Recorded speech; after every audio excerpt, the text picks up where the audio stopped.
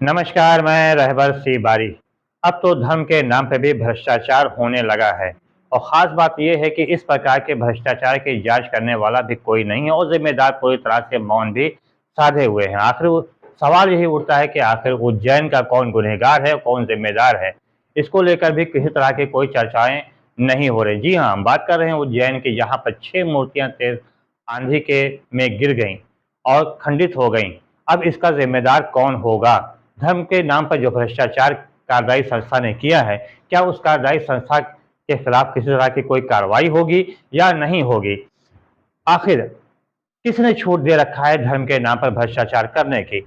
उज्जैन में अक्टूबर 2022 में जो मूर्तियां लगाई गईं, जिनकी ऊंचाई लगभग 15 से 20 फीट की जो ऊंचाइयां थीं और कार्यदायी संस्था जो कि गुजरात की थी, उसने लगाई थी। और ख़ास बात ये रही कि इन मूर्तियों के बारे में कहा गया कि इनकी गारंटी 100 साल की गारंटी है। लेकिन ख़ास बात ये रही कि अक्टूबर 2022 में लगाई इन मूर्तियों की स्थापना की गई और सारी मूर्ति, ये 6 मूर्तियाँ तेज़ हवा के झोंके को बर्दाश्त नहीं कर पाईं और गिर गईं। खास बात ये रही कि मूर्तियां भी उसी दिन गिरी जिस दिन नई संसद का उद्घाटन था। आपको हम बताते चलें कि अक्टूबर 2022 में जब ये मूर्तियां स्थापित की गईं उज्जैन में, तो उस समय इसका उद्घाटन भव्य समारोह के बीच प्रधानमंत्री नरेंद्र मोदी ने किया था और उन्होंने इस समारोह में ये भी कहा कि आभार व्यक्त करते हैं ट्रस्ट का और कार्यदायी संस्था का और खास साथ साथ ही वहाँ के मुख्यमंत्री पृथ्वीराज चौहान का, शिवराज चौहान का, जिन्होंने मूर्ति स्थापित करने में बड़ा योगदान दिया। लेकिन जिस प्रकार से 28 तारीख को महज 30 किलोमीटर प्रति घंटे के रफ्तार से चल रही तेज हवा के झोंके को ये मूर्तियां बर्दाश्त नहीं कर पाईं और वो नीचे गिर पड़ी। देखिए किस प्रकार से मूर्तियां नीचे गिरी और इनको फिर क्रेन से उठाने वाला काम भी शुरू कर दिया गया। जरूर किया गया है कि इस प्रोजेक्ट का उद्घाटन प्रधानमंत्री मोदी ने किया था। 6 मूर्तियां गिर गईं, खंडित हो गईं। दैनिक भास्कर ने लिखा है कि कंपनी ने इन मूर्तियों पर 100 साल की गारंटी दी थी। अब कंपनी नई मूर्तियां बनाकर देगी। लेकिन दैनिक भास्कर में उज्जैन के कलेक्टर कुमार पुरुषोत्तम का बयान छपा है कि लाल पठार और फाइबर रेनफोर्स प्लास्टिक से बनी इन मूर्तियों की लाइफ 10 साल, बनने में समय लगता है, इसलिए अभी इसी मटेरियल की मूर्तियां लगेंगी।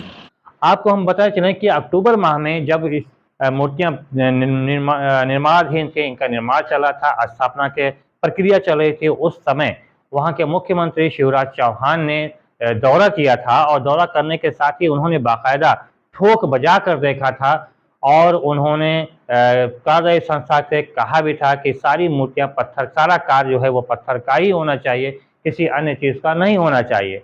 आप देखिए किस प्रकार से शिवराज चौहान, जो मामा के नाम से जाने जाते हैं, किस तरह से उन्होंने वहां का जायजा लिया, निरीक्षण किया और किस तरह से उन्होंने ठोक बजाकर देखा।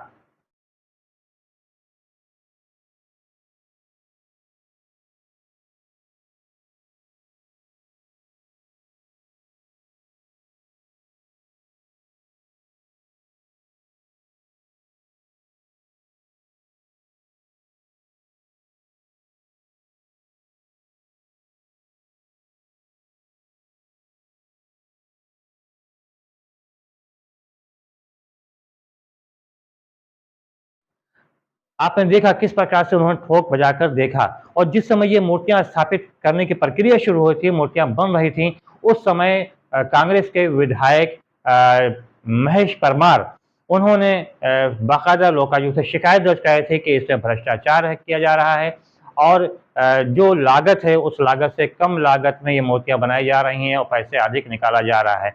उन्होंने इसके लिखित शिकायत किया था। हालांकि शिकायत करने के साथ साथ उन्होंने जिस पर जो बयान दिया था वो भी आप सुनिए कि महेश परमार ने बयान क्या दिया था इस भ्रष्टाचार को लेकर।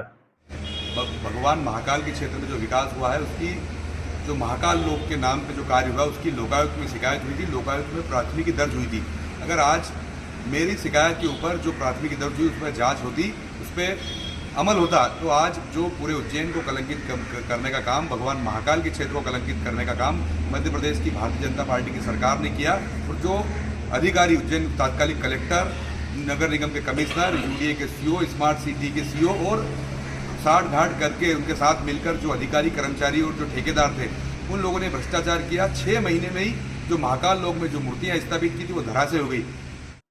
आपने सुना कि किस प्रकार से उन्होंने इसको लेकर उजागर किया कि किस प्रकार से मूर्तियों के निर्माण में भ्रष्टाचार किया जा रहा है, लेकिन उनकी एक नहीं सुनी गई और किसी प्रकार की कोई जांच भी नहीं कराई गई। और आखिरकार इसका नतीजा यही हुआ कि 28 मई को महज 30 किलोमीटर प्रति घंटे की रफ्तार से चलने वाली हवा को बर्दाश्त नहीं कर सकी और ये मूर्तियां गिर गईं। अब आप थोड़ा सा अंदाजा लगाइए कि अगर यही मूर्तियां पश्चिम बंगाल में गिरी होती तो शायद केंद्रीय दल के प्रतिनिधि मंडल वहां पे अब तक पहुंच चुका होता।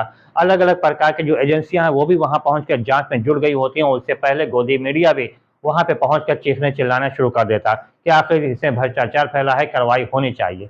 लेकिन अब सवाल ये उठता है कि गोदी मीडिया इस घटना को किस तरह से उजागर करेगी, किस तरह से लाएगी। अगर वो प्रशासन के ऊपर या फिर सरकार के ऊपर उंगली उठाती है तो सीधे तौर पर उसका टकराव जो होगा वो राज्य सरकार से हो जाएगा, जबकि राज्य सरकार में भारतीय जनता पार्टी की सरकार है। अगर कार्यदायी संस्था के ऊपर उंगली उठाती है तो वो भी गुजरात की ही कार्यदायी संस्था है और उसका उद्घाटन भी गुजरात के ही प्रधानमंत्री नरेंद्र मोदी ने किया था। तो अब सवाल यह उठता है कि गोदी मीडिया आखिर किस प्रकार से उठाए। तो सीधे सीधे यही हो सकता है कि वो आंधी को ही दोषी करार दे कि भैया ये आंधी इतनी तेज आई ही क्यों, भगवान ने आखिर इतनी तेज आंधी चला ही क्यों दी, क्यों मूर्ति इसके अगर तेज आंधी ना चली होती शायद ये मूर्ति न गिरती। बहरहाल गोदी मीडिया इस तरह को अभी इसको उठाना ही नहीं चाह रही है और इसको पूरी तरह से दबा भी दिया गया है कि हाँ वहाँ पे किसी तरह की मूर्ति गिरी भी है या गिरी तो किस प्रकार से गिरी, इसका दोषी कौन है। वहाँ के कलेक्टर भी इसको बहुत सीधे अंदाज में ले रहे हैं, देखा जाए बहुत ही हल्के उसमें ले रहे हैं और उनका कहना है कि ये तो फाइबर की थी, पेडेस्टल पे थी, तेज हवा के चलते ही पेडेस्टल से वो गिर गई। हालांकि कोई खंडित नहीं हुई, सिर्फ एक खंडित हुई है, बाकी सारी मूर्तियां सुरक्षित हैं और इनको फिर से क्रेन से रखवा दिया जाएगा। फिलहाल महाकाल कॉरिडोर में जाने से प्रवेश रोक दिया गया है क्योंकि उनका यही कहना है कि कॉरिडोर में जाने के वहाँ पे क्रेन से ही मूर्तियां स्थापित की जाएंगी। ऐसे में अगर वहाँ पे लोग जाते हैं तो किसी प्रकार से उनको नुकसान हो सकता है। देखिए कलेक्टर ने वहाँ पे देखिए कई मूर्तियां नहीं, सप्तऋषि आप सबको सामने दिख रहा है, सप्तऋषि की मूर्तियां पेडेस्टल पे थी, बहुत तेज आंधी आई थी तो मूर्तियां पेडेस्टल से नीचे गिर गई। जहाँ तक सिर्फ एक मूर्ति है जो थोड़ी सी खंडित हुई है, बाकी मूर्तियाँ इंटैक्ट हैं। उन मूर्तियों को वापस पेडेस्टल पे पदस्थापित कर दिया जाएगा। अभी क्रेन आ रही है। आप सबने आंधी तूफान देखा होगा, 1 घंटे तक इतनी तेज़ आंधी चली है कि पूरे ज़िले में बहुत सारे पेड़ गिरे हैं, कुछ मकानों की छतें गिरी हैं, टूटी हैं और अभी हम आकलन कर रहे हैं। अच्छी बात यह है कि कोई जनहानि नहीं हुई है। अभी फ़िलहाल महाकाल लोक को इसलिए बंद किया गया है कि इन मूर्तियों को पुनः व्यवस्थापित करने में क्रेन का उपयोग होगा और भविष्य में किसी तरह की कोई दुर्घटना न हो, इसलिए किया जा रहा है। बहरहाल जो कुछ भी हुआ गलत हुआ, धर्म के नाम पर भ्रष्टाचार नहीं होना चाहिए, इसकी पूरी तरीके से जांच होनी चाहिए और इस चीज़ को सुनिश्चित किया जाना चाहिए कि इस प्रकार की घटना की पुनरावृत्ति ना हो। बहरहाल देखा जाएगा कि आखिर आने वाले समय में होता क्या है। फिलहाल रहबसी बारी को दीजिए इजाजत। बहुत